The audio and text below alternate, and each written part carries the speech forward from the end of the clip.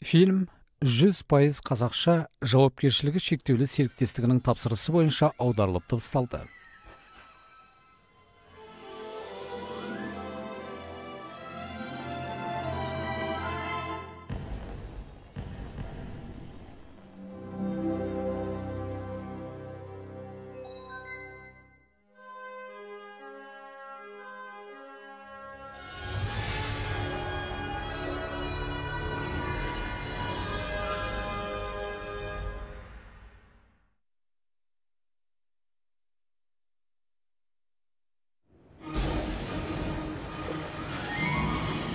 JV Entertainment, CJ Entertainment ұсынады. Legacy Filmworks және ITM Motion White. Биші ниндзя.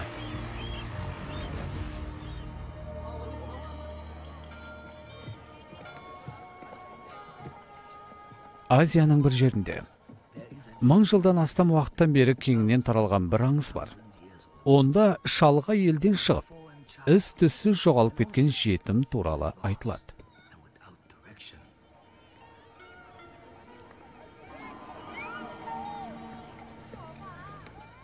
Аңызда ол туған үйін, отбасын, шынайы махаббатын табу үшін ұша алатыны, дұшпандарын жеңе алатыны туралы айтылған.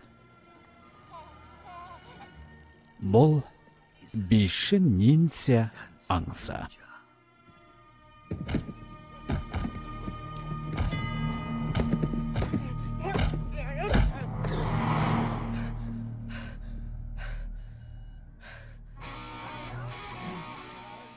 Он 16 жылдан кейін.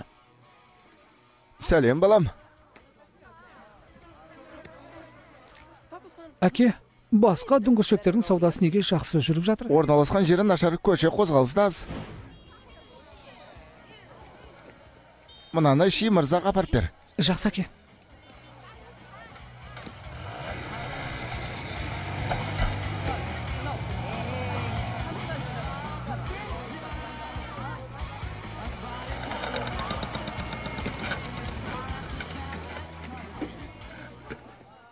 Аңыз бойынша, бұл баланы құрдастары қабылдамайды. Олардың арасында арпы ішінде бір бидайдай ерекшеленеді делінген. Ши мырза, сіздің балығыңыз бен бәлшіңіз. Бірақ жан дүниесінің бір жерінде оның өмірлік жолы жасырылған. Ол сол жолдан өтуі керек.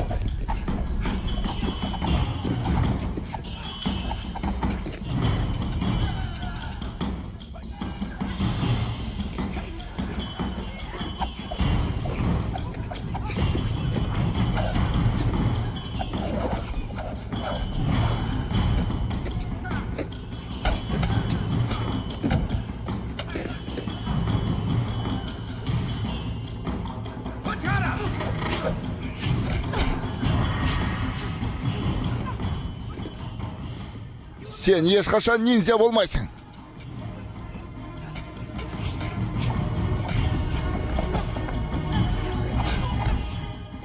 Жылдамдат.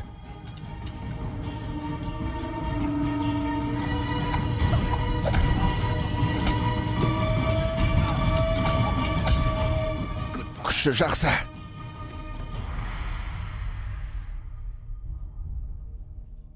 Кими өте жақсы.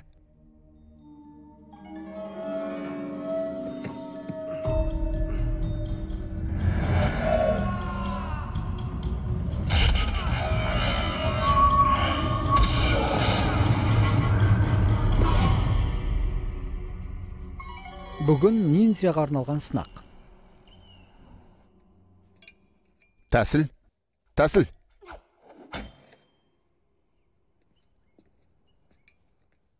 Тәсіл. Жоқ.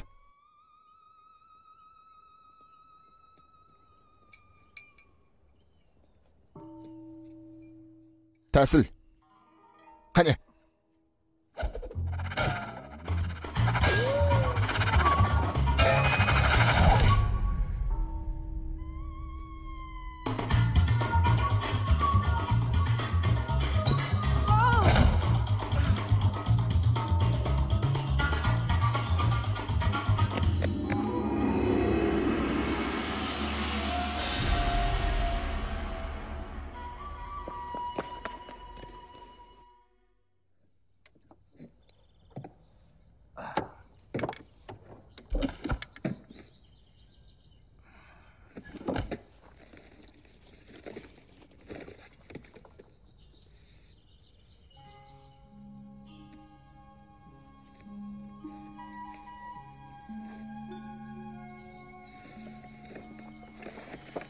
Биші ниндзя туралы аңыз.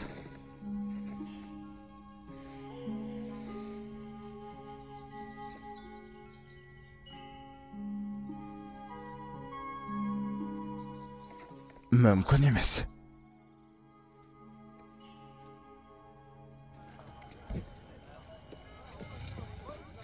Рахмет, Ики. Сау болыңыз, Ши мырза. Сен дайынсың ба?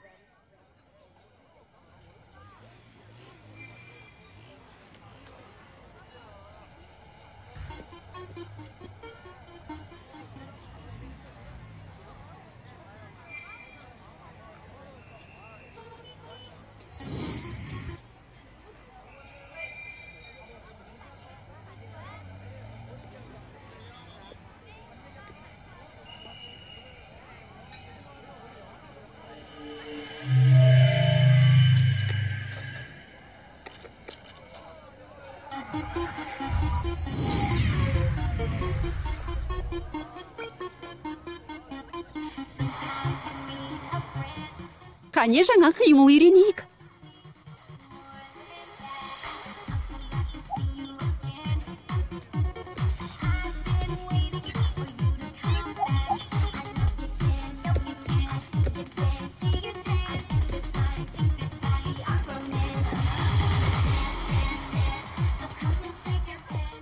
Қолыңнан бар келген осы ма?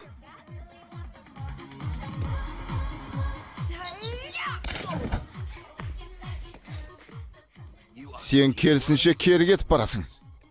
Сабу, мен шынымен де ниндзя болғым келеді. Ики, олай болмайды. Сен не ниндзясың, не ниндзя емессің.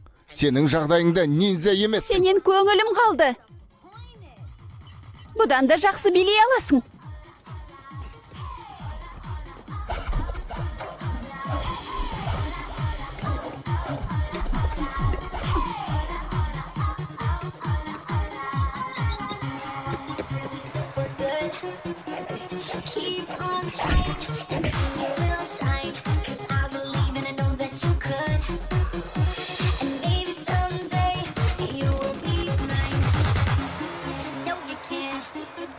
Бір жылдан соң.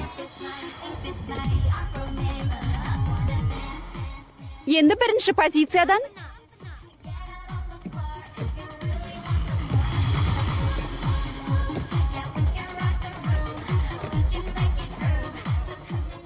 мұндайды ешқашан көрген емеспін.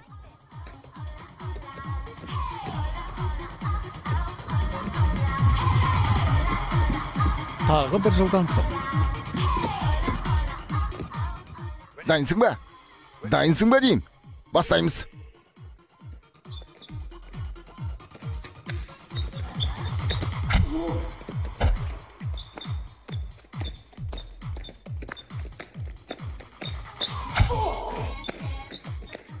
Дайынсың ба? Сен жеңдің.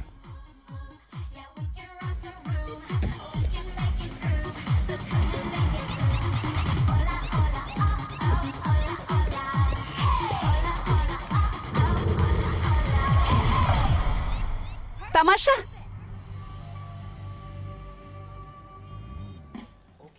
Керемет, әдемі. Тамаша. Бейнетаспа жақсы сатылады. Икисан, қайда барасың? Сабуға биді қаншалықты үйренгенімді көрсетуге бара жатырмын. Жақсы, жақсы. Түсірілімді аяқтауымыз керек. Сұлуым, арқаңды тігісті, ерніңді жала. Мен аңыз бар деп естірдім. Қандай? Бейші ниндзя туралы. Ол көп үйреніп, көп жаттыққан сонша, тіпті әлемді құтқарар екен. Аңқау екенсің. Бұл күлкілі ғой. Бұл ертегі. Бірақ басқа ниндзя олай деген жоқ. Егер шын болса, сол ниндзя мен болуым керек. Аңыздағы ниндзя қатал әрі қайсар, ішкі дүниесі жанып тұр. Оның ішінде қабілеттерін жандырып, іштей ұстап тұрған жалындаған ши энергиясы бар. Сен бейші ниндзя бола алатыныңды әлі көрсеткен жоқсың. Сен бұлай істей аласың ба?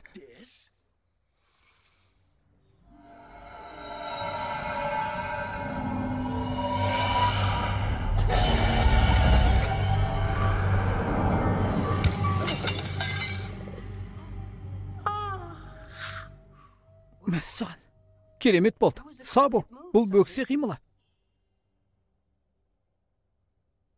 Бөксе қимылдайды.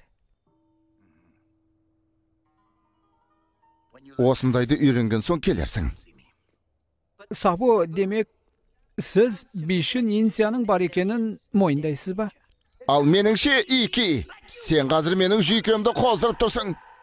Көресіз әлі, Сабу, мен көп жаттығып, бәрін үйренем.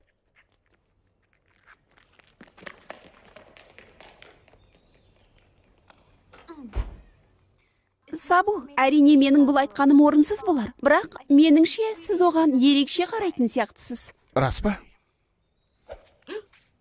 Менің жаттығу әдістеріме күмән келтірме. Жаттығу әдістері дедіңіз бе? Тұр! Бәрің тұрыңдар! 2 сағат қозғалмаңдар! Мына күрішті біреу жинап алсын. Бірақ қимылдамаңдар!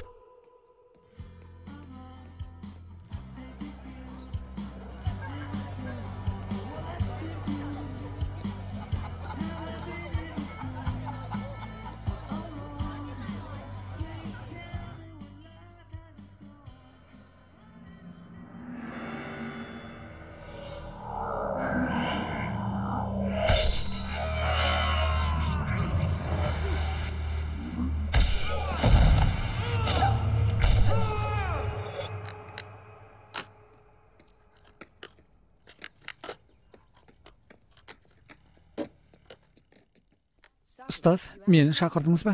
Мен саған ұстаз емеспін. Кешіріңіз. Ики, мен саған анаңның таспаларын қайтарып беру үшін шақырдым. Әйтпесе, менен ақша алып жүрер. Сенің уайымдап жүргеніңді көріп, бұл жолы саған бір бейресми кеңес берейін деп шештім. Рахмет, ұстаз. Жақсылығыңызға рахмет. Жақсылығыңызға рахмет. Ұстазым емес деп айтқым келген. Бәрі дұрыс, оқушым емес. Сонымен сені не алаңдатады? Мен кім екенімді білмеймін. Білмейтін несі бар. Сен байғұс жетімсің.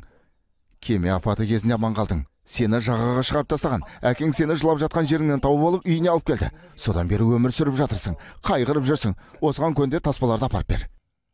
Бірақ Сабу, мен қорқынышты түстер көрем. Қазір таспалардың уақыты өтіп кетеді. Анаң ниндзяны таямайды. Кет. Сәлем. Сен өте әдемі көрінесің, маған ұнайды. Керемет. Айырмашылығын енді білдім. Мен өзі туралы ештеңе білмейтін жалғыз адаммын. Ики. Бер келші. Тыңда мені. Өз-өзіңді табу үшін алдымен әйелді танып білуің керек. Сен ішіңдегі жанып тұрған ши энергиясын шығаруың керек. Ол күннен күнге күшейіп барады. Мұны сезіне аласың. Түсінбеймін. Ата-анаңнан сұра. Олардың түсінетініне күмәнім жоқ. Менің ата-анам жай дүңгіршекте сауда жасайды. Тағы бейнетаспаларды жалға берумен айналысады. Айтпақшы, бұл жақсы іс. Рахмет. Бірақ олар нинзяны үйрету туралы ештеңе білмейді. Ики, бір әйел тап. Еркек бол. Тек сонда ғана кім екеніңді түсінесің. Ики. Мына таспа үшін кейін төлейм. Бара бер. Табысты гейшалардың 7 әдеті. Мен саған 9 үйреттім.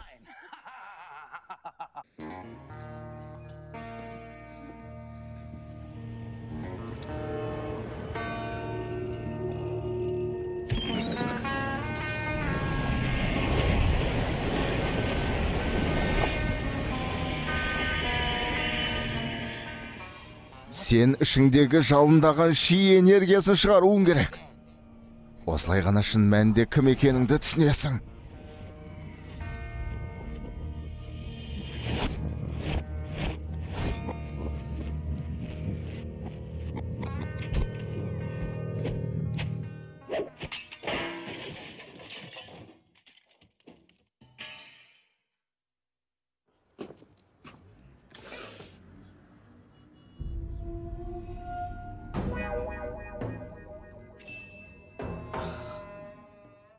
Ата-анамның бейнетаспаны жалға беру ісі. Өз-өзімді мүлдем істей алмайтын болыппын.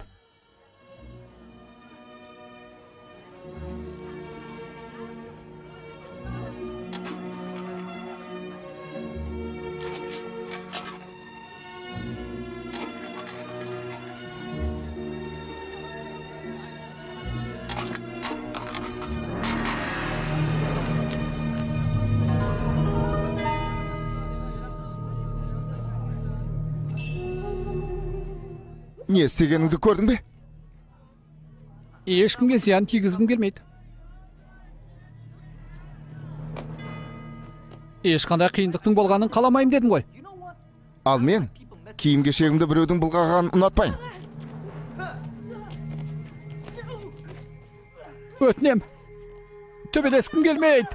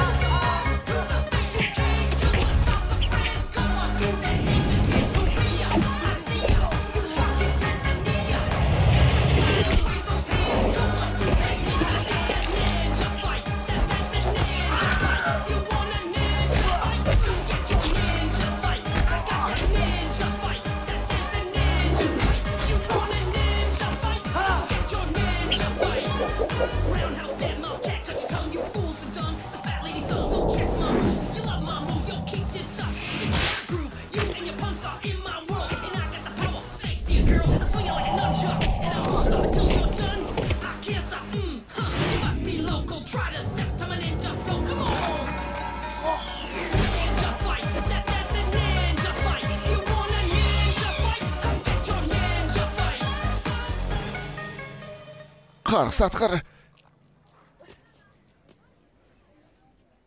Сен ниндзя шебері секілдісің. Мүмкін. Биші ниндзя туралы аңызды естідің бе? Жоқ. Қызық аңыз. Аңызда билеп жүріп, төбелесетін ниндзя туралы айтылған. Түсінесің бе? Тоқта. Саған тиіскеніміз үшін ренжіме. Бізге мықты қимылдарыңды үйретші. Өтінем.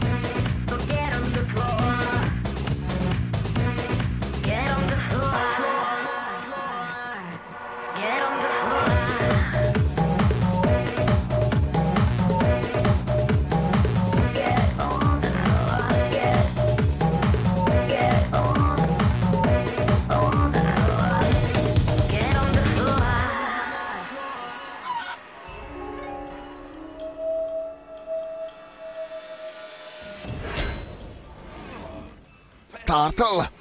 Тағы бір рет. Жалынды сезін. Қане, жақсы. 3, 2, тағы бір рет. Жақсы. Өте жақсы. Сенің ниндзяға тән мүмкіндіктерін күннен күнге артып келеді. Жақын арада мына машинаның бар қуатын қосуға дайын боласың. Ал енді басқалардың жанына бар.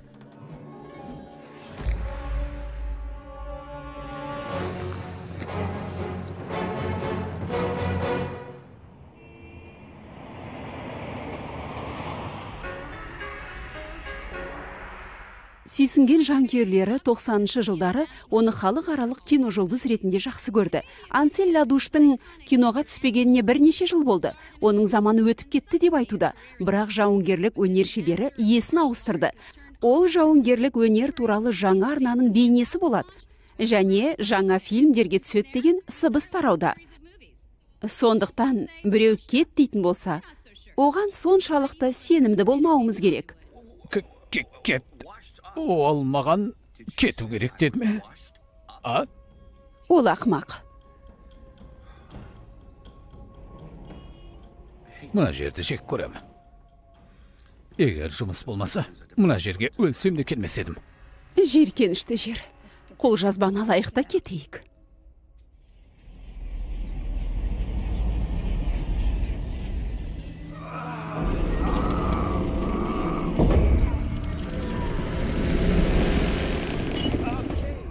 Жақсы, 3-ші қадам. Оң интрекпен арттырамыз, созамыз. Ұстаз маған осылай жиі істейтінсіз. Енді сізге мен көмектесіп жіберейін. Маған сенің көмегің керек емес. Неге олай дейсіз? Маған істегенің менің өмірімді мега империяға айналдырды. Саған үйреткенімнің бәрі киелі. Ал сен оны күлкіге айналдырдың. Сен өзіңді масқара қылдың. Мені миллиондаған адамдар жақсы көреді.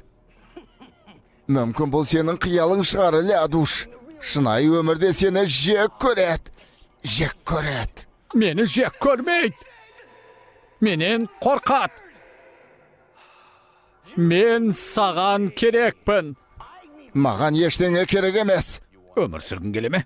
Мүмкіндік беріп тұрғанда, мына жерден көзіңді құрт. Онда сен менімен бірге барасың. Мына машинамен екеуміз әлемді жаулап аламыз. Жоқ. Бұл Голливудтық желек жолда сататын ойыншық не ұсақ түйек емес. Бұл қауіпті машина. Сен секілді адамға мұны тапсыруға болмайды. Саған көмектескенше көзіме ине тыққаным артық. Бұл жаттығу аяқталды.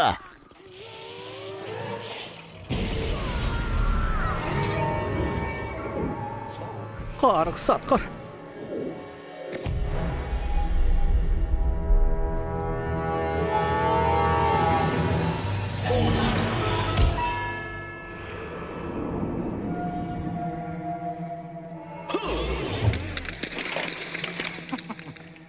Сен өте әлсізсің.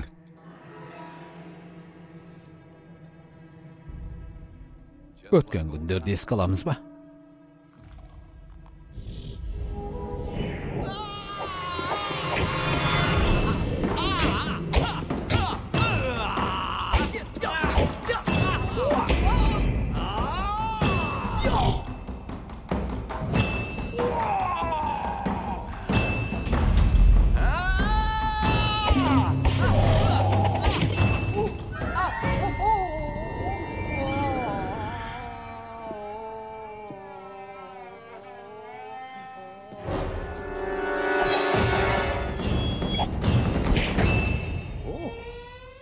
Сүйкімді екенсің. Шын ба? Тапанша?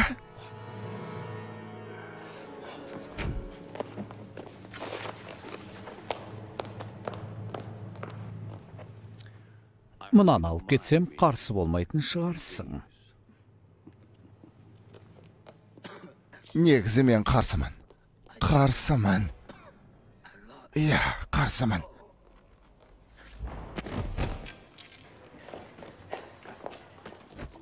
Кешіріңіздер. Айып етпеңіздер. Ей, мүмкін атап өтерміз. Әрине. Суши. Саке. Бұл жақсы емес. Сабу, бұл мен Икимін. Сізбен сөйлесуім керек. Ики, кет. Кір дедіңіз бе? Жоқ. Сабу! Сабу! Сабу! Мен сізді көріп тұрған жоқпын. Сабу, қайдасыз? Сабу! Қан ағып жатыр ма? Жоқ, кет. Сабу, қырсық. Сізге дәрігер керек. Ұстаз! Мен сенің ұстазың емеспін. Енді кет. Мұны кім істеді? Айтыңызшы, мен тауып алып өлтіремін. Менің өлімім үшін кек ала алмайсың, өйткені сен Лядуштың тең емессің. Бар, кет. Лядуш.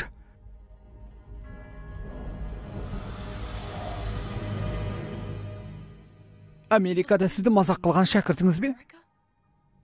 Жоқ, ол емес. Лядуш дедім бе?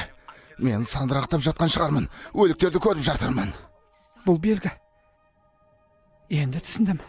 Дұрыс жолға түсуіме көмектесу үшін сіз мерт болуыңыз керек. Ики, бұл дүниеде болып жатқанның бәрі саған қатысты бола бермейтінін ешқашан ойлаған жоқсың ба? Жоқ, Сабу. Мен олай ойламаймын. Мен Лядуш тұратын Америкаға барып, сіздің өліміңіз үшін кек алам. Мен әлі өлген жоқпын. Әрине, сіз өлгеннен кейін. Жарайды, жақсы, өлтір мені. Жоқ, Сабу, мен сізді өлтіре алмаймын. Қане өлтір.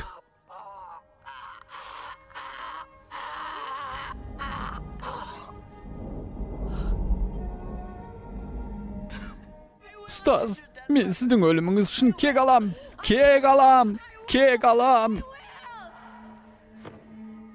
Мен сенің ұстазың емеспін. Мен ұра бермеші.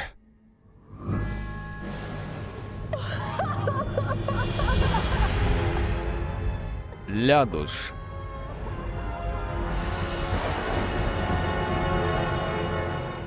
Ики, мен жолыңа тамақ салып бердім. Және... Охо. Мынаны сәті түскенде қолданарсың. Апа, адамдар көріп қояды. Аз болса да ақша берейін. Мынаны ал. Менің досыма барарсың. Сол жерде тұрасың. Егер есіне түсіре алмаса, мынаны бер. Рахмет, әке. Жолың болсын. Ай, балам менің.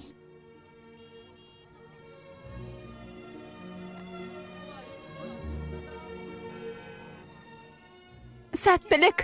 Сау бол.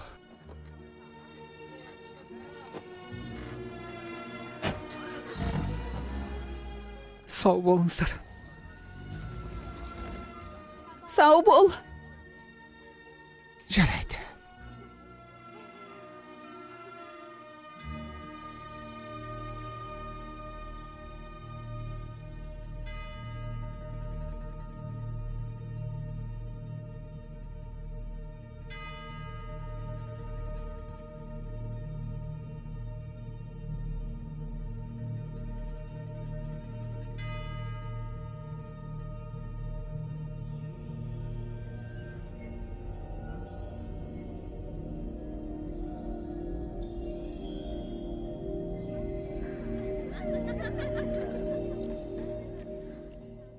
15 бала түк емес.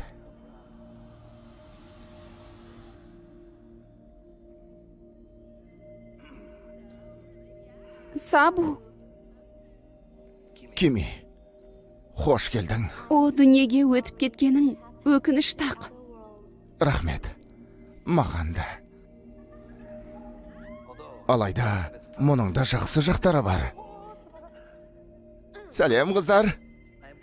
Кими, екеуіңді уайымдап жүрмін. Сен әрдайым менің адал сенімді шәкірттерімнің бірі болдың. Енді мен сенен көмек сұрауға мәжбүрмін. Сен Америкаға барып, Икиге өз бауырыңдай бас көз болуың керек. Жақсы. Иә. Жақсы, бара бер. Қыздар! Сәлем. Сендер менің ниндзя шебер екенімді білесіңдер ме?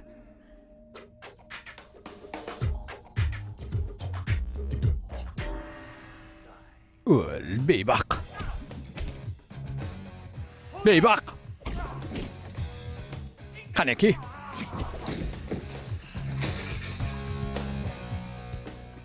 Kristal.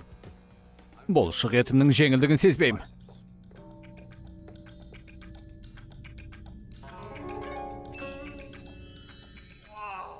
Керемет деп осыны айт. Керемет. Ары қарай не?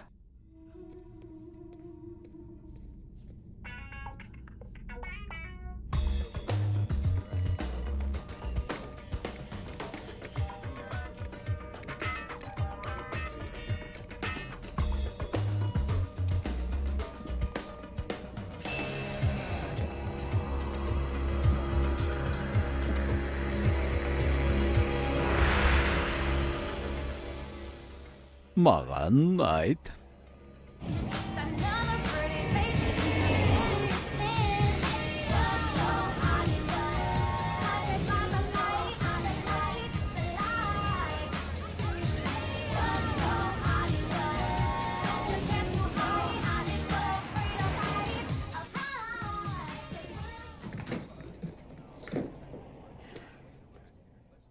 Ханым, мына карточканы Пол мырзаға беріңізші. Ол әкемнің жандосы.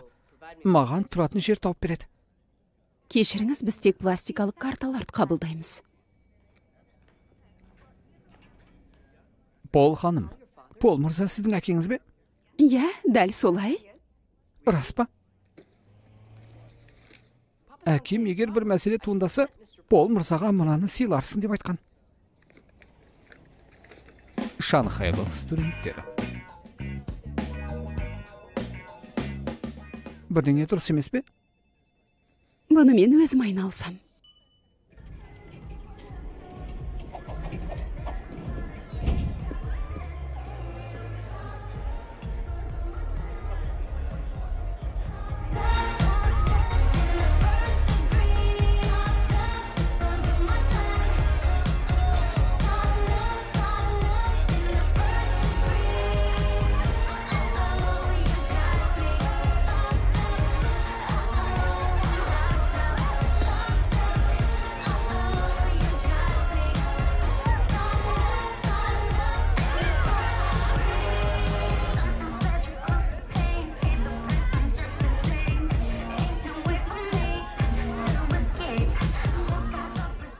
Сәлем.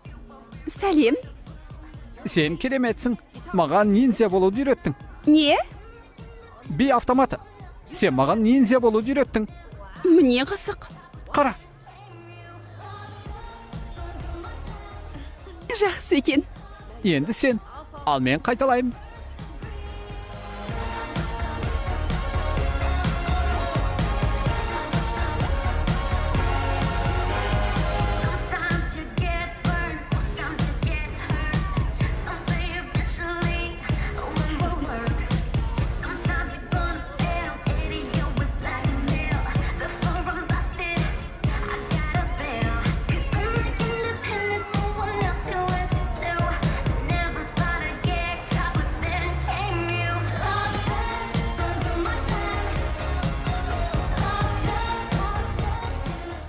Былай тұр.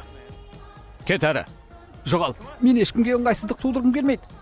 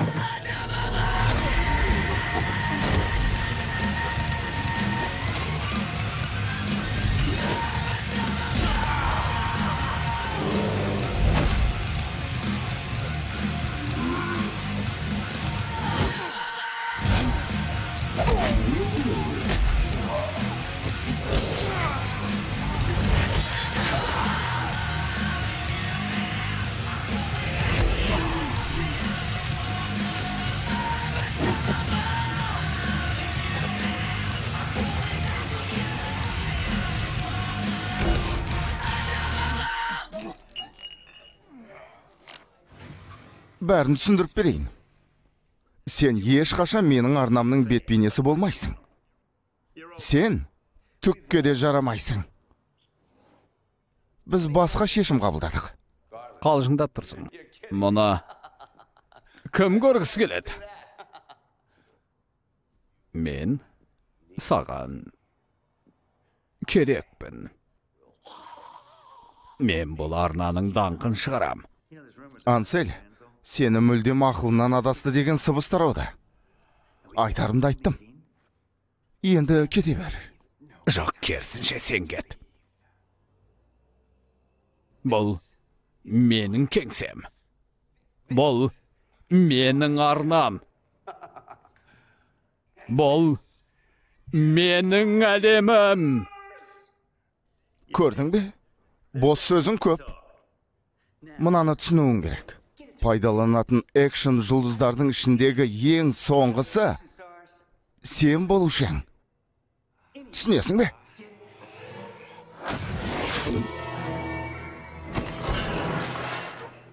Ансель Лядуштың барлық жанкүйерлері үшін маңызды жаңалық. Бүгін ол жаңа 24 сағат бойы таратылатын спорт арнасының бас тұлғасы атанды. Егері Гарла Джонс былай деді: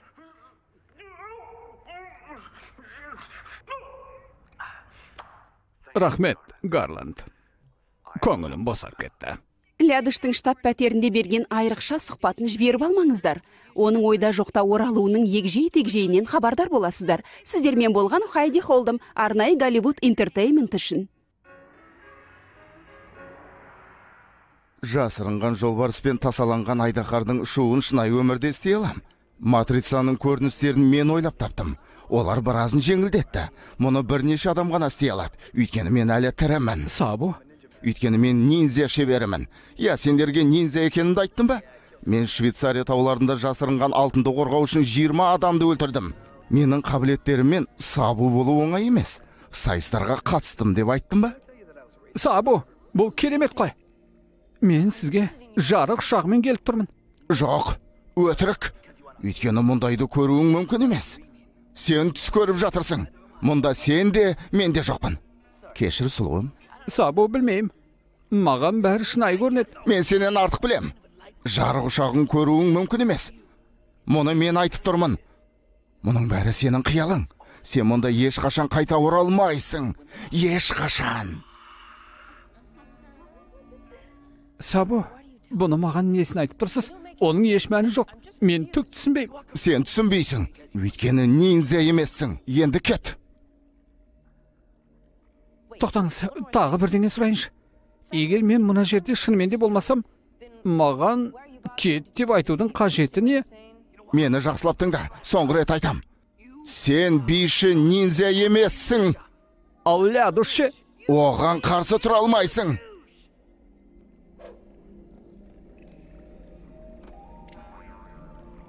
Түк түсінсем бұйырмасын. Сабу, ол жарық ұшағында болды. Қателесуіңіз мүмкін бе? Жоқ, Кими, мен қателеспеймін. Мен ешқашан қателеспеймін. Күмәнің болмасын. Жоспар ақырын іске асады. Сабу, мен білуге тиіспін. 4 сағат қимылдамай тұрасың. Дауласушы болма.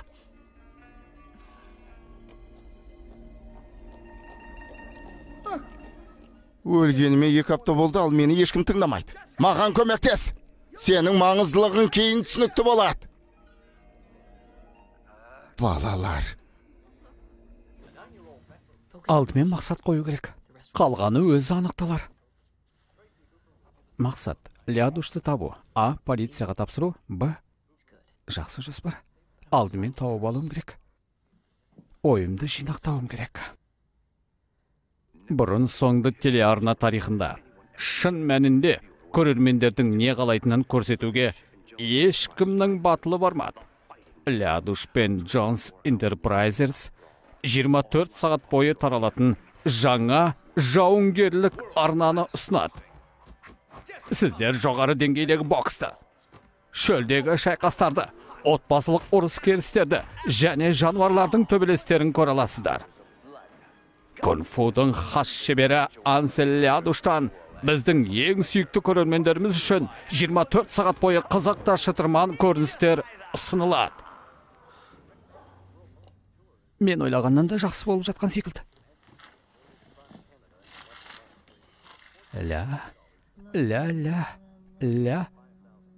Лядуш.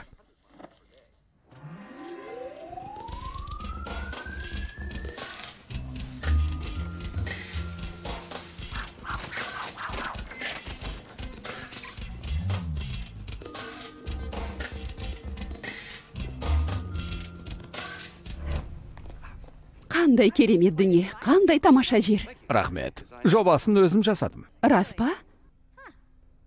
Бастаймыз ба? Бастайық. Тамаша. Шейм? Сонымен, Ансель, әріректен бастайық. Мынаны айтшы, күнде таңертең оянуыңа не түрткі болады?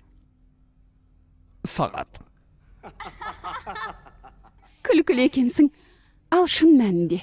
Хайди, шынын айтайын. Мен адамдарға көмектескенді ұнатам. Білесің бе, соңғы 25 жыл бойы өзім қатты жақсы көретін ұстазымнан білім алып келдім.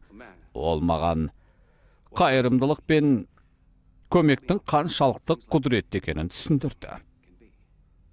Сенің сондай сезімтал екеніңді білмеппін. Маған қараңыздаршы. Көзіме жас келді. Менің де. Сонымен, сұхбатымызға оралайық.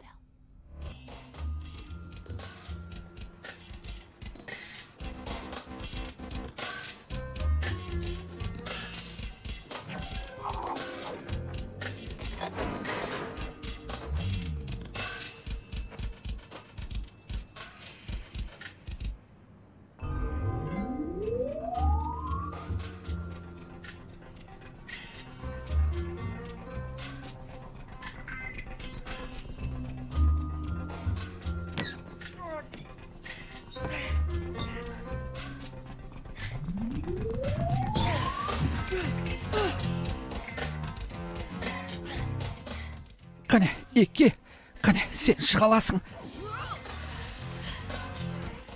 Ансель, бір қиын сұрақ қойсам бола ма? 5 жыл бұрын сенің соңғы фильмің сәтсіз шықты. Барлығы саған бойкот жариялады. Сені шеттетіп тастады. Прокатқа шыққан фильмдерді көрермендер қабылдамады. Сен көрінбей кеттің. Ешқандай тұсаукесерлер, ешқандай қайырымдылық акцияларына қатыспадың. Ең жарық жұлдыздарымызбен апта сайын карта ойнамадың. Онша таныс еместермен де ойнамадың. Бұған не себеп болды? Эмоциялық проблемалар ма, әлде сенімсіздік пе? Хайди, мен көп адамдарға жақсылық жасадым. Маған қайта күш жинап, алдағы күнімді жоспарлап алуым үшін уақыт керек болды. Қалғаны аз емес секілді. Иә. Қанатыңды жайып, күллі әлемге маған қараңдар, мен Лядушпын, алдарыңызға қайта оралдым деп айтқың келмей ме? Мен Лядушпын, алдарыңызға қайта оралдым деп айтқың келмей ме? Мен күн сайын оянып, бұрынғы Лядуш емес, одан да күшті болуды қалаймын. Іште жатқан сезімді өшіре алмаймын. Сұлуым, мені құшағың алғанда, қандай күйде болатынымды түсіне алмайсың. Бәрі дұрыс екенін түсінем.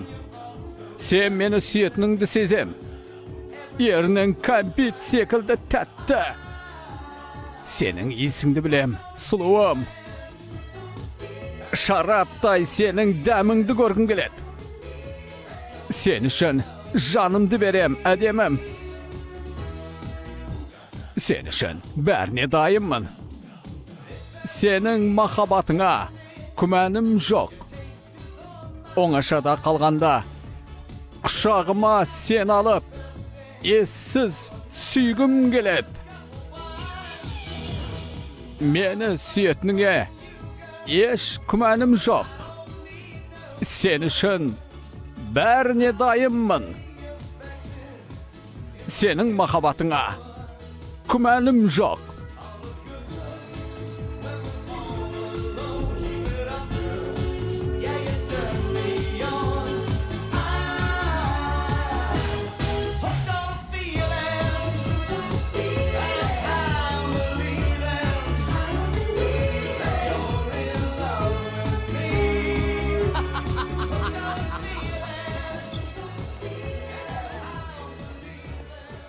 Басеке, алдымен шаруамызды бітірейік. Ey, қайда бара жатырсың? Сабудың өлімі үшін кегімді алуым керек. Бүгін маған жетпеген осы ет. Жоғал. Жоқ, кетпейм. Жоқ, кетесің. Кетпейм. Кетесің дедім.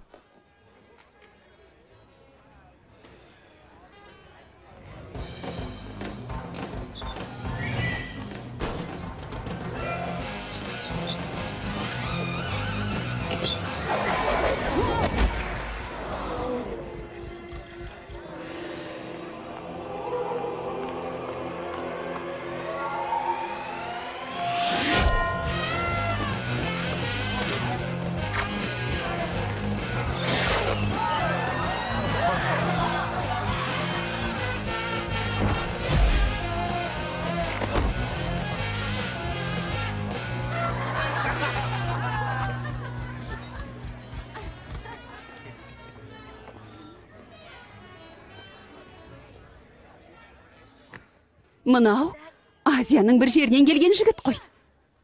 Бастықты мына жерден әкетіңдер. Жат! Жоқ!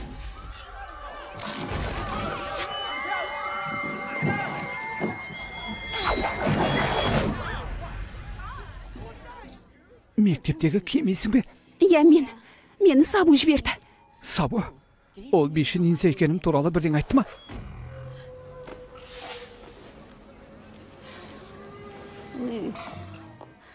Жоқ, айтқан жоқ. Болуың да мүмкін, болмауың да мүмкін. Бірақ дәл қазір Сабу секілді төбелесуің керек. Иә.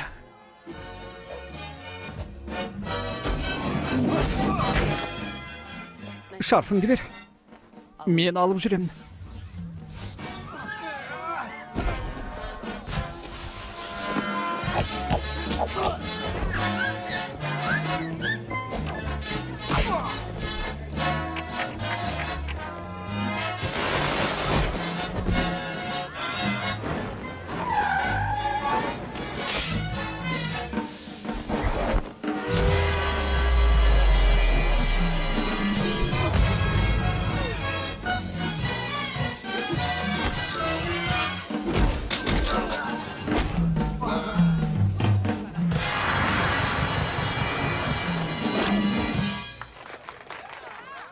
Құрып кеткір, не болып жатыр?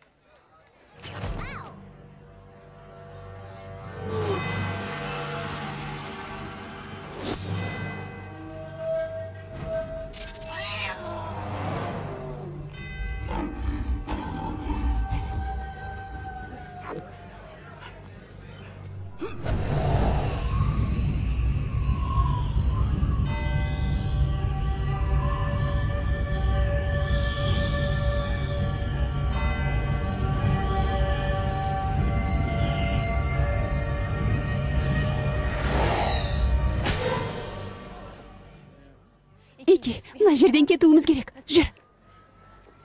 Мына жігіт кім? Кейін. Кеттік. Тез.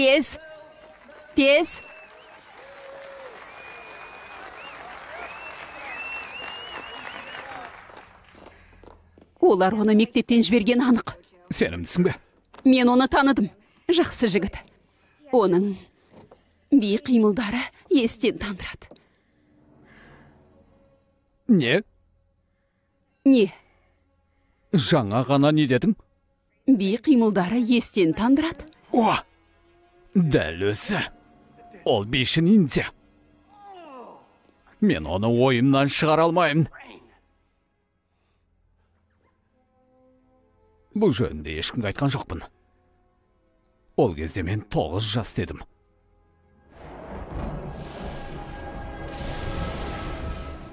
Балақай, болашағыңды білуге дайынсың ба? Анашым, керек емес. Балам, уайымдама. Сенің болашағың жарқын екеніне сенімдімін.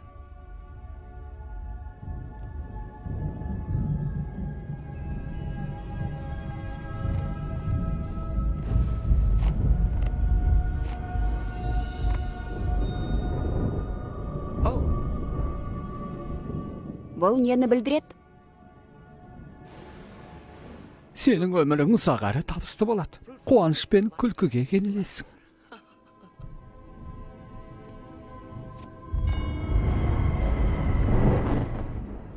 Мынау ше? Өлім. Ау, бірақ кетуіміз керек деп ойлаймын. Тоқтаңыздар. Тағы біреу.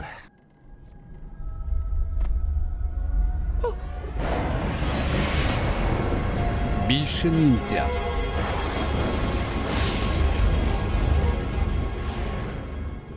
Ең жаманы, ол шайпыл тастап кетті.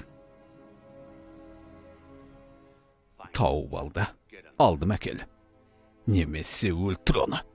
Қалай істейтініңде шаруам жоқ. Тек айтқанымды істе. Мен мына жерге тоқтадым. Білем. Тоқта. Сабу мені қорғау үшін жіберді ме? Иә, дәл солай. Ол маған сенбей ме? Ол ешқашан сенің бүгінгі өнеріңді көрген жоқ. Жақсы төбелестім деп ойлайсың ба? Керемет болды. Жүр, ішке кірейік. Иә, кеттік. Мен саған бөлек бөлме тауып берем. Бәрі дұрыс, екеумізге бір бөлме жетеді. Рас па? Иә, ештеңе етпейді.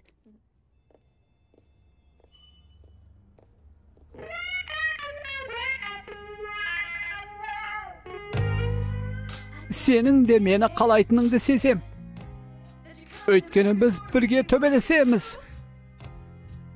Мұны сен де сезесің. Мұны сенің көзіңнен көріп тұрмын. Не айтып тұрғаныңды білетін секілдімін. Өйткені мен саған құмармын. Гитараның шегінде. Ұнайт деп айтшы. Шыныңды айт.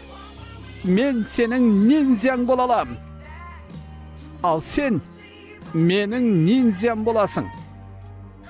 Арамызға кедергі болатынын ештеңе жоқ. Егер кім екенімді білсем, сенің ниндзяң болар едім. Жасырын, құпия, біз бірге боламыз. Біз бірге боламыз. Менің ниндзям.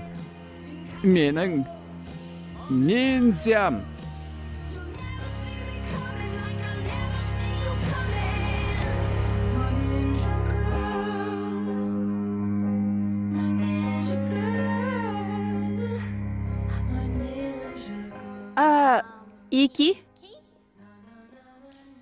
Ики, сенде бәрі дұрыс па?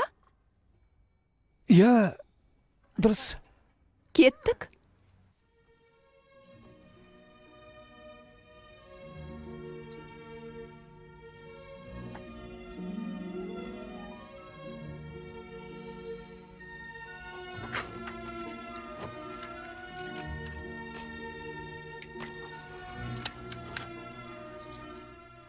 Қош келдіңіз. Нұсқаулықты қолданыңыз. Мұқият болыңыз, жарықты азайтыңыз. Жағдай жасау өте маңызды. Баяу, романтикалық музыканы қосыңыз.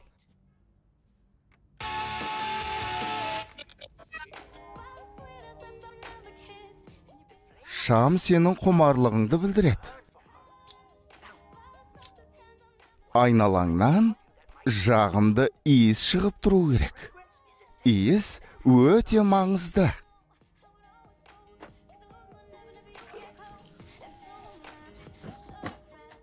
Келесі сабақты бастау үшін мәзірді басыңыз. Шығасың ба? Медитация жасағым келеді. Жақсы ой. Мүмкін ол ұялатын шығар. Әлде оны жарық ұшағында күтуім керек пе?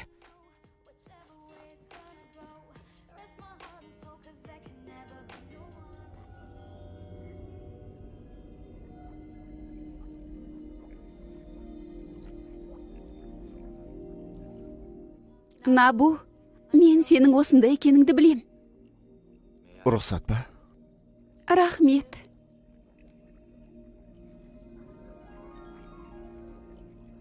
Кеме, мұнда не болып жатыр? Эки, не істеп жүрсің? Не істеп жүргенім маңызды емес. Мұнау мұнда не істеп жүр? Сен екеуміз... Тоқта, сен мұнамен кездесіп жүрсің бе? Жоқ. Иә.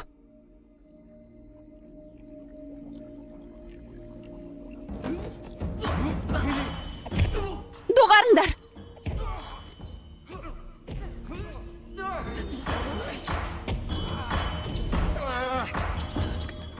Жетер.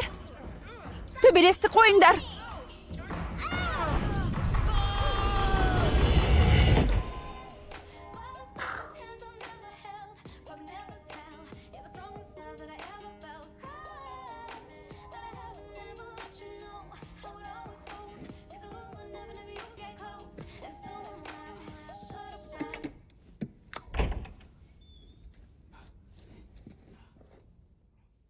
Эки, егер жалған үміт сыйласам, айып етпессің. Кешірім сұрайым. Бұл түсінбестік болды. Кетуім керек. Мен кетейін. Иә.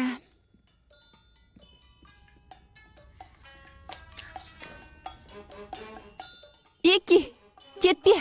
Сабудың өлім үшін кек алуым керек. Мұнда не істеп жүргенімді білмеймін. Бір жоспарым бар. Лядуштың дұшпанын тауып алайық. Ол полицияны көндіреді. Жоқ, Кеме. Сабу сені босқа жіберді. Бұл менің аңызым. Өзім шешем.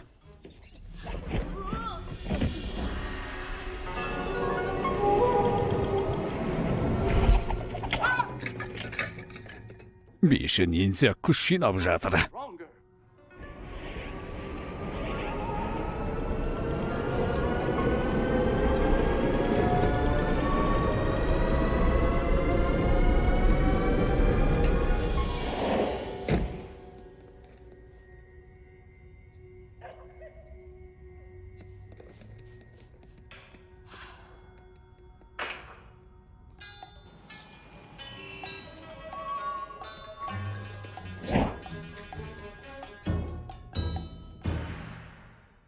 Жақсы, түсіндім. Сенің мақсатың бар. Және жасырынуды білесің. Маңызды емес. Кіммен сөйлесіп тұрсың? Ниндзя қызбен. Саған қандай көмегім керек? Екеуміздің дұшпанымыз бір адам. Лядуш? Лядуш. Ол менің ұстазымды өлтірді. Маған не үшін келдің? Мен Азиядан келдім. Ал сен кімсің? Расында да. Боксшысың ба? Мен бір кездері жақсы боксшы болғамын.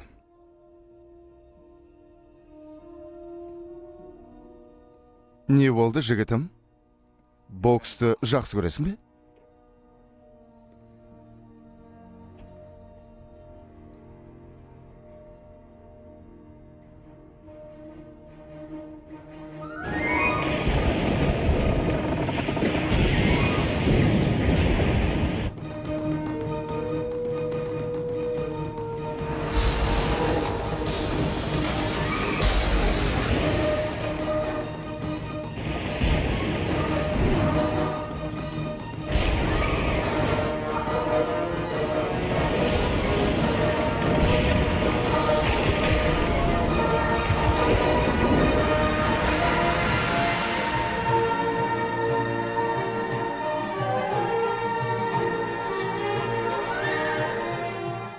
Менің әкем.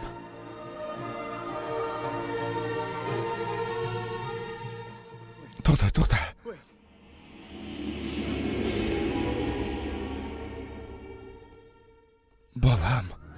Балам. Құдайым-ау. Әке! Ұлым.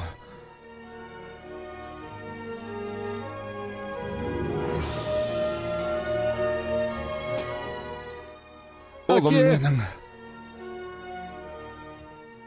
Әке! Сенің теңізде жоғалып кеткеніңе мен кінәлімін. Турнир болуы керек еді. 3 сағаттық жол болған соң біз қайықпен бара берейік деп шештік. Сосын дауыл басталды. Біз сені іздедік. Бірақ айып етпе. Мен кінәлімін, Ики. Әке! Нинзя үшін өткен өмір судағы болмашы толқын сияқты. Өзіңді кінәлама. Бірақ тыңдашы, мен сенің Исуас Ансель Лядушпен жауласқаныңды қаламайым. Ол қауіпті. Иә. Енді бір-бірімізді тапқан кезде оны бірге жеңе аламыз. Балам. Енді менің 2 әкем бар. Ики, шынымен де қызығарлықта естіледі. Керемет болды. Иә, арасында да. Өзіме ұнайды. Иә.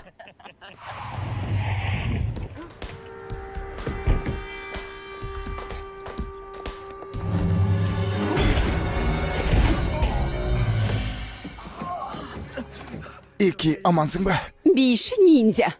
Ақымақ бишіге көбірек ұқсайсың. Джонсонды машинаға мінгіз. Тар. Лядуш екеуің әбден ақылдарыңнан алжасқан екенсіңдер.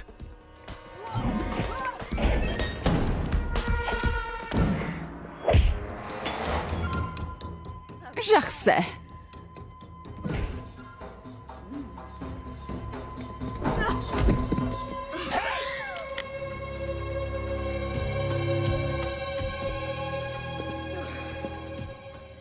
Лядуш оқнетін болады.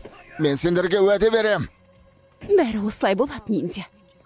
Егер сенің биші досың есін жиып, тіл алғыш бала секілді үйіне қайтса, тұсаукесерден кейін оның әкесін босатам. Оған осылай деп айт. Түсіндің бе? Жылама.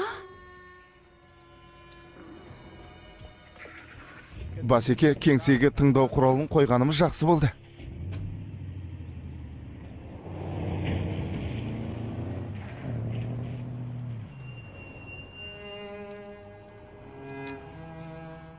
Енді мен қарыздарым. Қайдан табам? Бүкіл жерден іздедім. Қайдан іздеп табаламын? Қандай қабілеттерім бар? Не айтқым келгенін түсінесің бе? Мен бір қыздан таяқ жедім. Аяныштымын. Сабудың айтқаны дұрыс шығар мүмкін. Аңыз дегені жай ертегі болар. Мен биші ниндзя емеспін. О, сәлем. Элиза Эстрада осы жұмада өнер көрсетеді.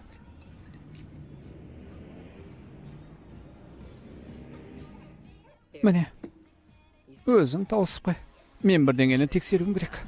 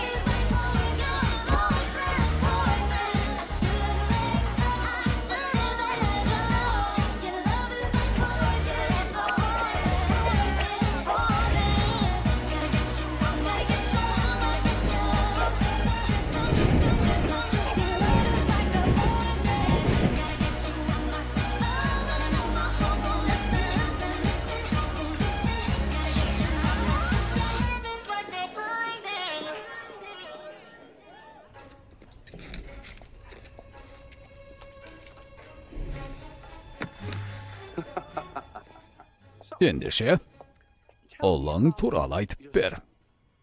Айтатын түгі де жоқ.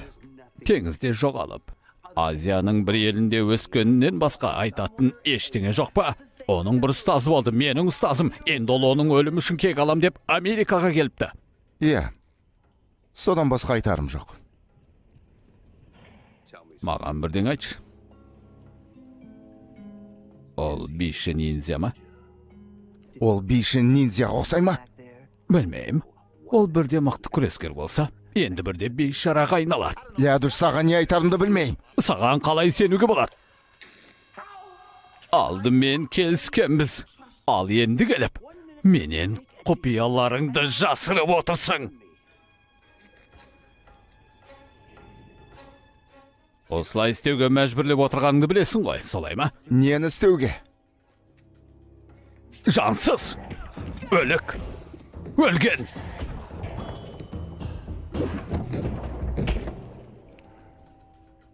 Тұсаукесер өткен соң, саған менімен мәміле жасасуға тура келеді. Өйткені Муадан басқа X жұлдыздар өледі. Муа? Француз тілінен аударғанда мені дегенді білдіреді. Мен француз тілінде сөйлемеймін. Селяви! Лос-Анджелестің осыншама үлкен екенін кім білген? Әкемді еш жерден таба алмай жүрмін. Жараңды қарап берейін.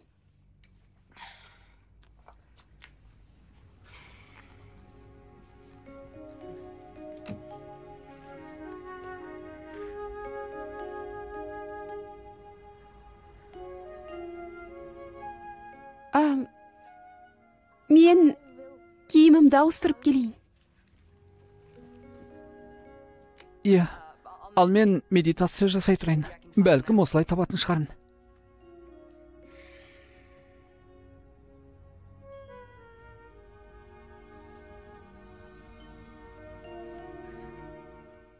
Қап, екі ойынды жинақта.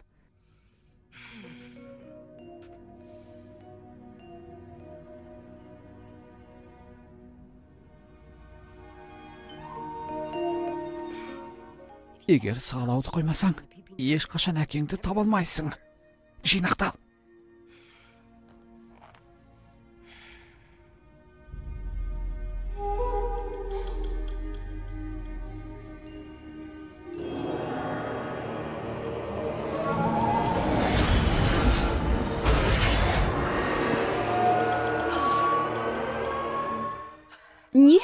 Не болды?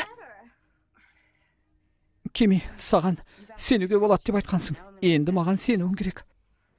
Әрине. Не болды? Әкемді табудың жалғыз амалы бұл биші ниндзя болу. Сабу шындықты әйелді таныған кезде ғана білесің деп айтқан. Түсінесің бе, сол себепті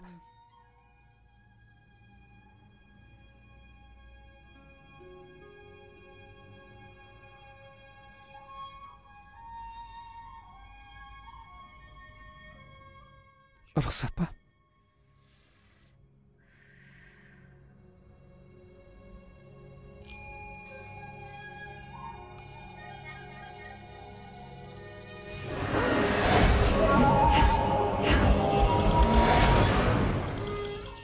Кеми, әкемді көрдім. Жалғастыр.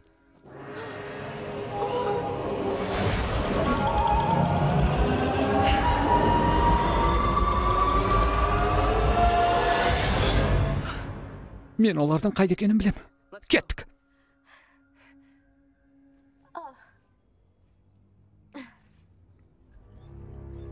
Лядуш, жарылыс, тұсаукесер.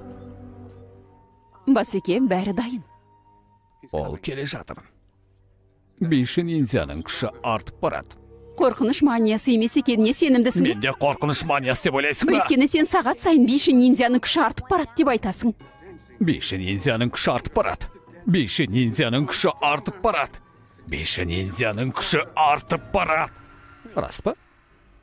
Байқамаппын. Кеттік. Ғажап.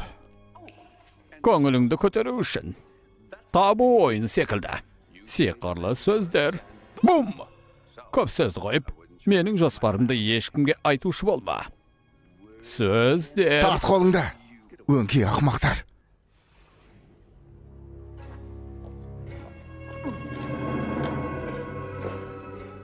Топастар. Ханымдар мен мырзалар, барлығыңызға қайталанбас, теңдесі жоқ телеарнамызға хош келдіңіздер дейім. Біздің ерекше қонақтарымызбен таныстыруға рұқсат етіңіздер. Джеки, Жан-Клод Ван Дам және Стивен Сигал мырза.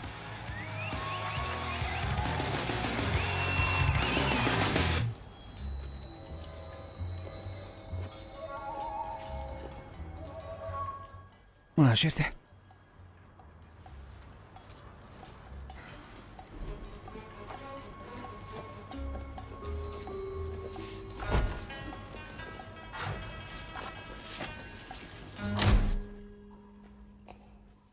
Әке! Ештен айтпа. Ол алдап кетті. Қате сөз айтсаң атылады. Жоқ. Рұқсат ет. Жоқ. Ештеңеге тиіспе, ештен айтпа. Тек тыңдашы мені. Сен ла... Я, дұрыс. Я, жақсы. Дұрыс. Енді бүгін өткізу. Өткізу? Түсіндім. Жақсы.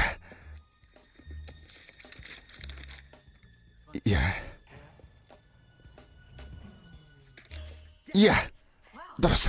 Кеме жарайсың. Тыңдаңдар. Бүгін спорт телеарнасының бағдарламасына бомбалар қойылды. Бағдарламасына емес, бағдарламадан кейінгі жиналысқа. Жиналысқа? Иә. Бағдарламадан кейінгі? Дұрыс. Орындау белгісі. Онда танымал адамдар болатын. Иә.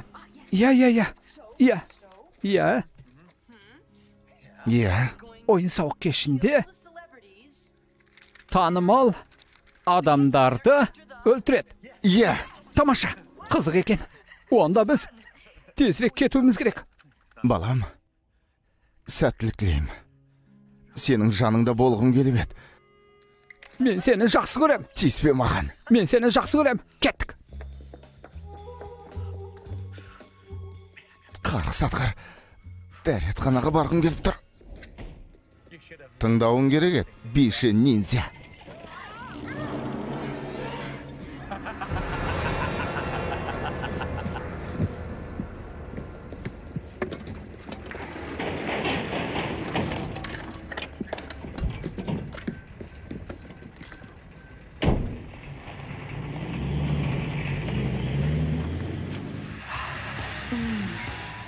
Олар екеуін ұстапты. Керемет.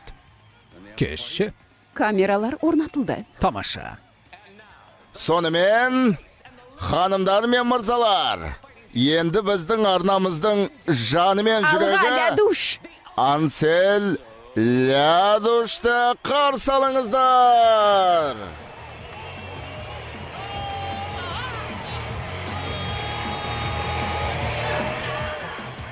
Қайырлы кеш, құрметті ханымдар мен мырзалар. Біздің көрермендеріміз. Біздің веб-сайтқа тіркелуді естен шығармаңыздар. Бәс тіккенде жауапкершілік туралы ұмытпаңыздар. Шында да бүгін тарихи оқиға болып тұр. Мен тарихи сөз сөйлеймін. Өкінішке орай. Өзім туралы емес. Тек бір нәрсе туралы. Тек бір ғана. Шайқас. Шайқас. Төбелесті бастаймыз ба? Алдарыңызда ханымдар.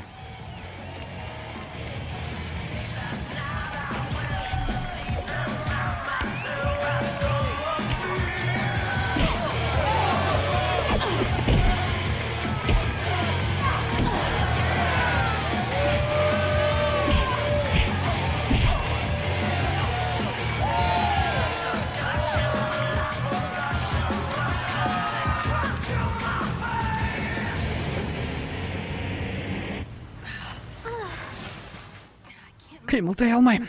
Бірақ мынаның ішінен шығуымыз керек. Қалай? Ике, сен дайынсың. Сабудың саған көрсеткендерін есіңе түсір.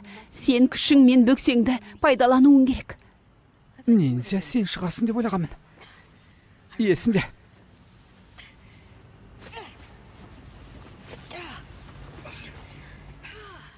Түк шығар емес.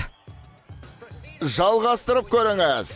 Мынадай алғызыл көйлек киген қызуғанды қанымен бетпе-бет кездескенде қалай болар екен? Кентуккиден келген оның қарсыласы Денис Мари. Ауыздарыңды жабыңдар! Ауыздарыңды жабыңдар! Ауыздарыңды жабыңдар!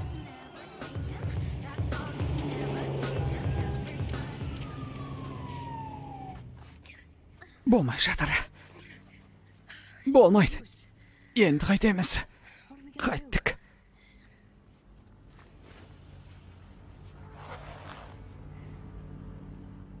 Аңызды жүзеге асырамыз. Мен дайынмын, Ики.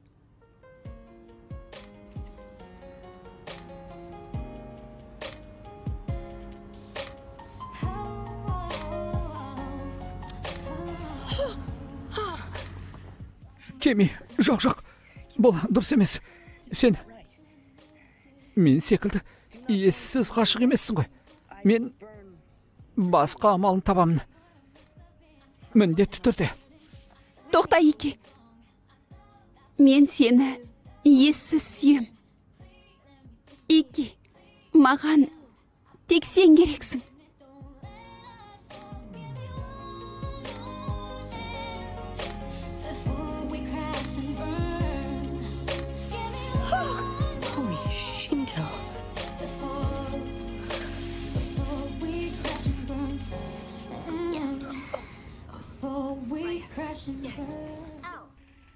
Сайтан алғыр.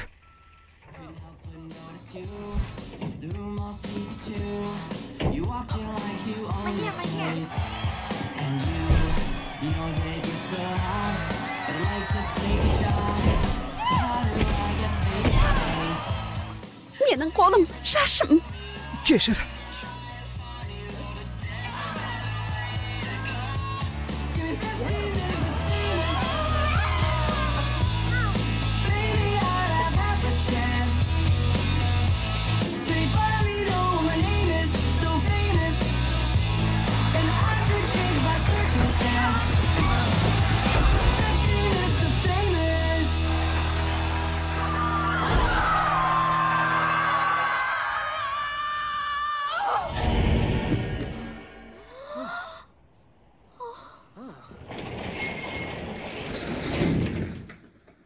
Қандай жақсы.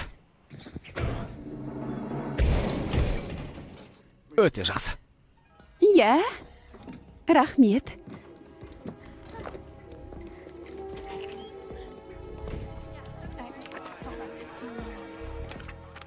Кезекке тұр.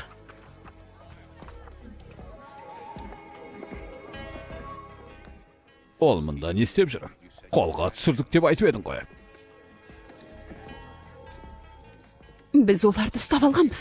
Иә, ұстап алғанбыз. Енді ол қашып кетті. Иә, дәл солай. Барыңдар, достаңдар. Құдайым-ау, Стивен Сигал. Стивен, жарайсың. Достар, қошемет көрсетіңдер. Бұлай кетіңдер. Бұлай тұрыңдар дейм. Басқа жол болу керек. Бұлай тұрыңдар. Бұлай кет. Соңынан ер.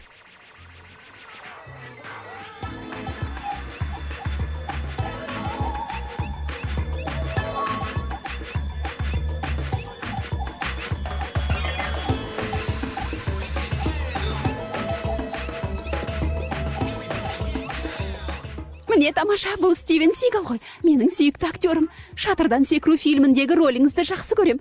Қолтаңбаңызды алуға бола ма? Өтінем. Сәлем. Қалдарыңыз қалай? Сіздерді көргеніме қуаныштымын. Тамаша. Боба осында ма? Бәрі түгел ме? Біреуінен басқасы. Ол әлі лимузинде. Тамаша. Өйткені біздің мақсатымыз лимузинді жару. Рас па? Жоқ, нақырыс. Бұл мысқалы. Жарайды. Бомбаны лимузиннен шығарды. Маған алып кел. Кристалды іздеп тапты, осында алып кел. Маған көмектесесің бе? Жоқ, Не? бұл да мысқыл. Айтқанымды орында. Бұл да мысқыл болды. Оңбаған неме.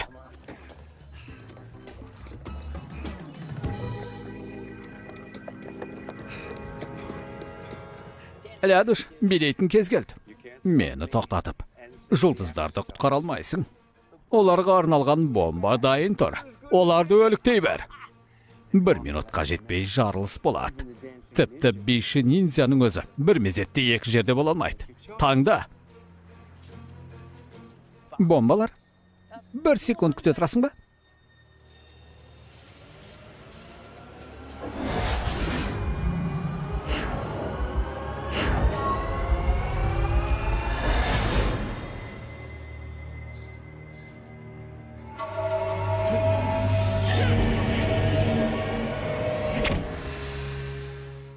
Мына бомбаларды айтасың ба? Ғимаратты іздеп шыққанда тек осыларды ғана таптым. Сенікі ме? Нақұрыс, екеумізді де өлтіресің ғой.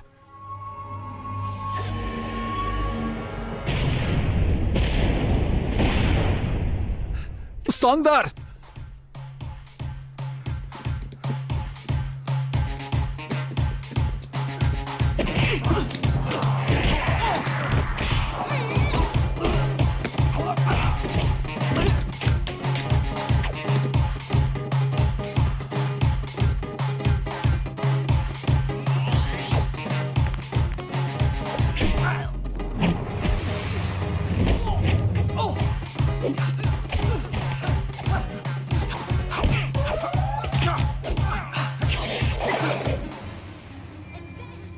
Келесі деңгей.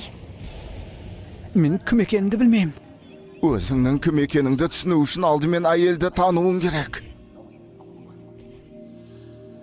Биші ниндзя туралы аңыз бар деп естідім. Аңыздағы ниндзя қатал әрі қайсар.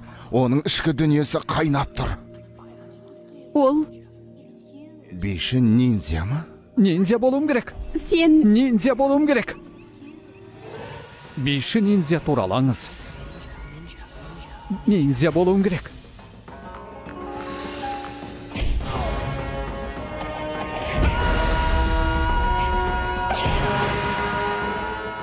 Ики, сақ бол.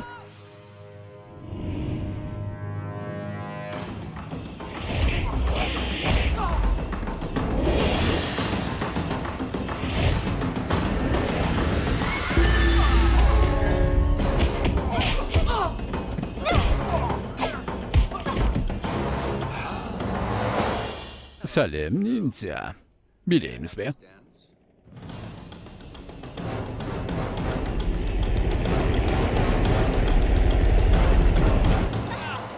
Ики, көмектес.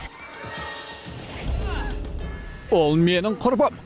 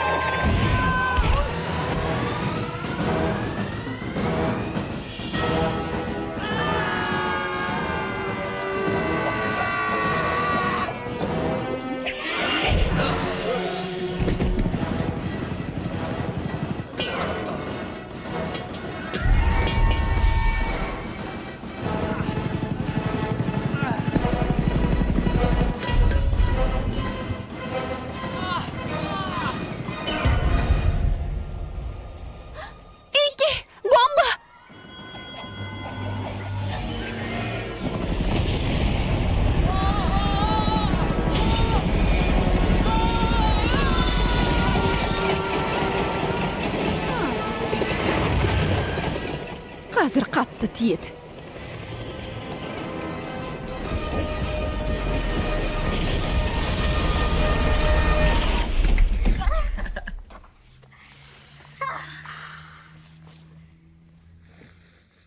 Сонымен қай жерге келіп тоқтап едік?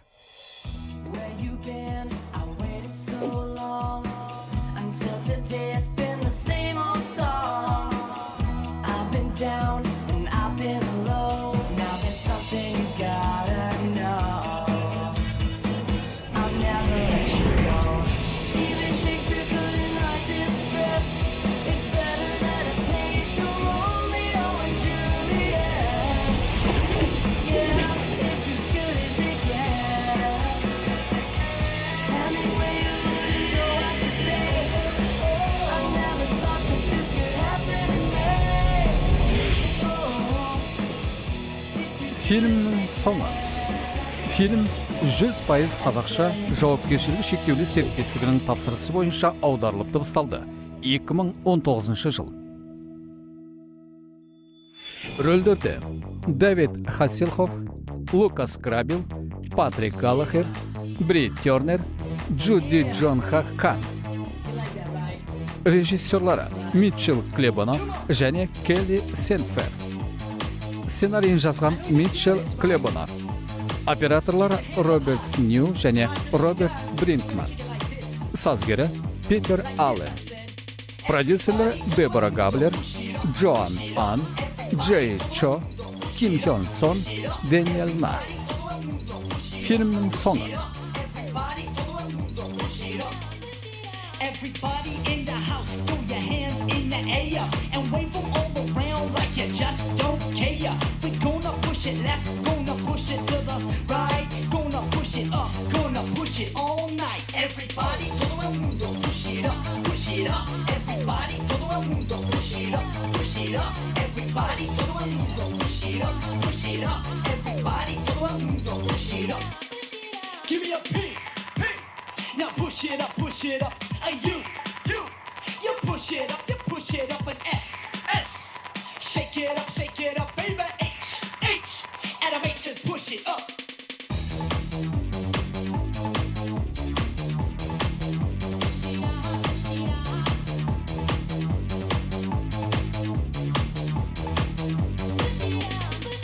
Everybody in the house, throw your hands in the air. Wave them all around like you just don't care. Gonna push it left, gonna push it to the right, gonna push it up, gonna push it all night. Everybody, todo el mundo, push it up, push it up. Everybody, todo el mundo, push it up, push it up. Everybody, todo el mundo, push it up, push it up. Everybody, todo el mundo, push it up. Jam in your face like 100% mace. Straight out the place with a low kick and bass, untouchable groove. Body gotta move like a guilty verdict with nothing to prove. And I'm showing my stuff, coming out tough, rough on the ass 'cause I never said enough. It's the same old song all night long. Enough with the hoes gotta ramble, I'm a ding dong. Ramble, I'm a ding dong. And all the people say, do you, La Douche?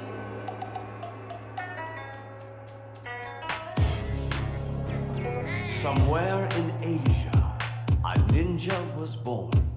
But to dance or fight, he was torn. Dancing ninja. Dancing ninja. A ninja. Dancing ninja. Oh, La Douche. I'm Play LaDouche. Don't miss my name. I'm the richest one with the most fame.